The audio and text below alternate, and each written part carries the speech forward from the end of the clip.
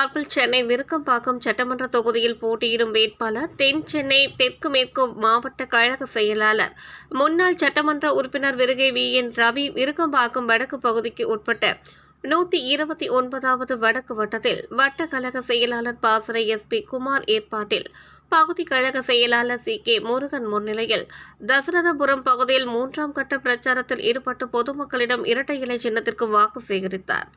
அவருக்கு கட்சி நிர்வாகிகளும் பொதுமக்களும் பட்டாசு வெடித்து மலர் தூவியும் ஆரத்தி எடுத்தும் சால்வை அணிவித்தும் மலர் மாலை கிரீடம் அணிவித்தும் உற்சாக வரவேற்பு அளித்தனர். மாலை தொடங்கிய வாக்கு சேகரிப்பு இரவு 10 மணி வரை நடைபெற்றது.